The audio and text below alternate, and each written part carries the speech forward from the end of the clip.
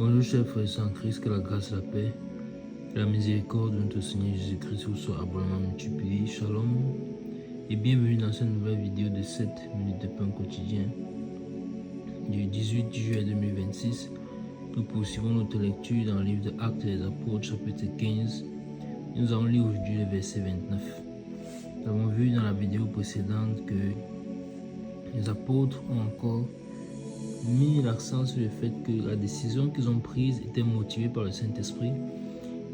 On a vu qu'ils étaient tellement imprégnés et en connexion avec l'Esprit de Dieu, de façon à ce que la décision qu'ils ont prise a été tout simplement confirmée par le Saint-Esprit.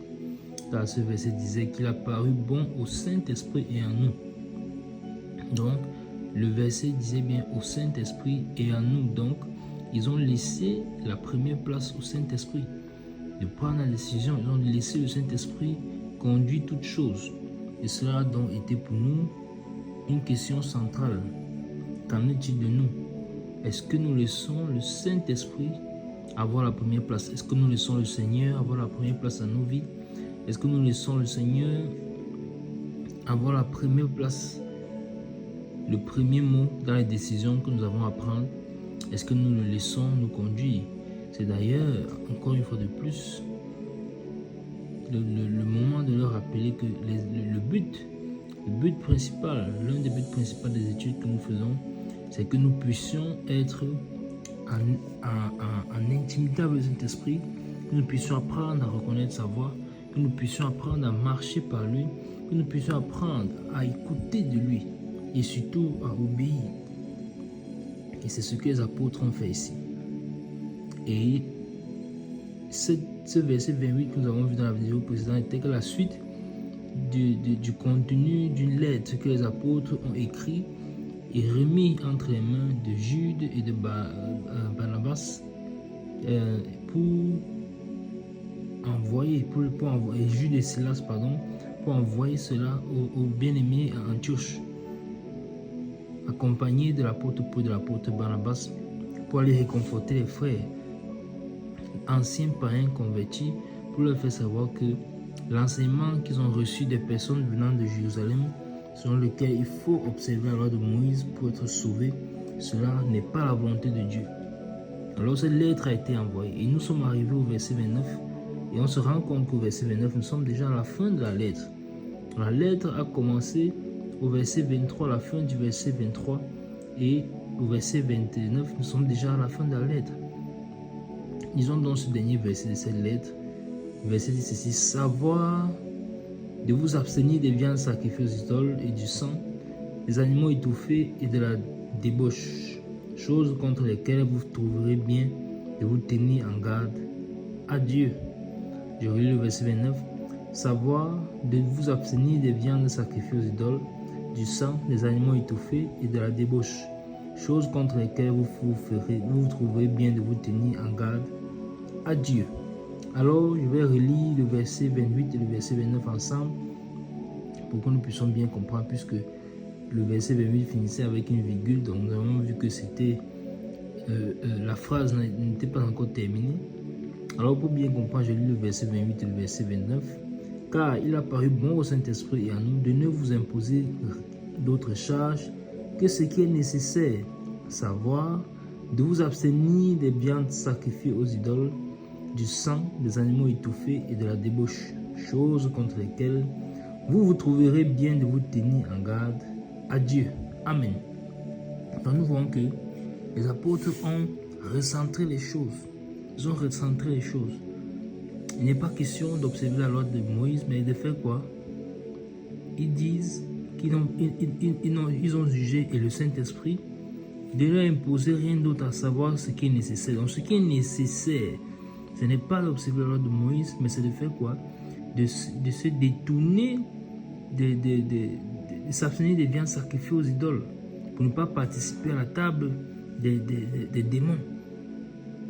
De s'abstenir du sang, c'est-à-dire de consommer du sang, des animaux étouffés et de la débauche. Souvenons-nous que c'est au verset 20 que l'apôtre Jacques prenant la parole en montrant que le Saint-Esprit devait aller dans les nations païennes à citer les Écritures. Il a fait donc savoir qu'il faut tout simplement s'abstenir de ces choses. Et les enseignants ont confirmé que cela vient du Saint-Esprit. Et le verset 28 nous a confirmé cela. Et ils disent donc qu'il faut s'abstenir. Et donc cela est valable pour nous jusqu'aujourd'hui, puisque nous sommes dans la nouvelle alliance, ici dans Actes des Apôtres chapitre 15.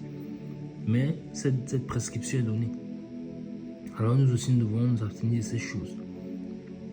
Nous devons nous abstenir de ces choses.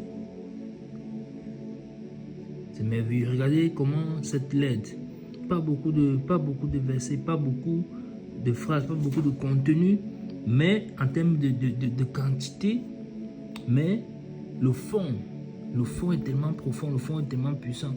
Parce que si les apôtres n'avaient pas stoppé cet enseignement, quels dégâts cela n'aurait pas causé dans le corps de Christ? Quels dégâts cela n'aurait-il pas causé? Vous vous rendez compte? On aurait l'évangile d'être sauvé par les œuvres aurait prospéré.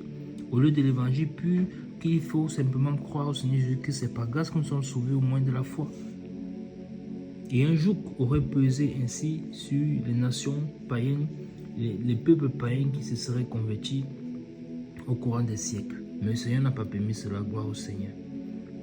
Alors, on n'a pas toujours besoin de parler beaucoup pour pouvoir communiquer le message du Seigneur. Voici une lettre adressée à toute une assemblée pour laquelle on a dépêché plusieurs personnes de la transporter, d'aller la lire, mais le contenu lui-même, en termes de longueur, n'est pas si intense, mais plutôt la profondeur de ce qui est écrit, l'importance. Pourtant, à l'intérieur de ce contenu est si grande. Donc, c'est ainsi. Nous devons nous laisser conduire par le Saint-Esprit. Nous laisser conduire par le Saint-Esprit.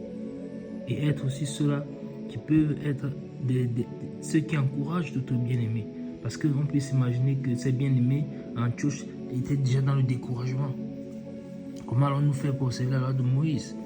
Nous n'avons pas grandi avec ces lois, nous ne la connaissons pas. Et puis nous ne sommes même pas à Jérusalem.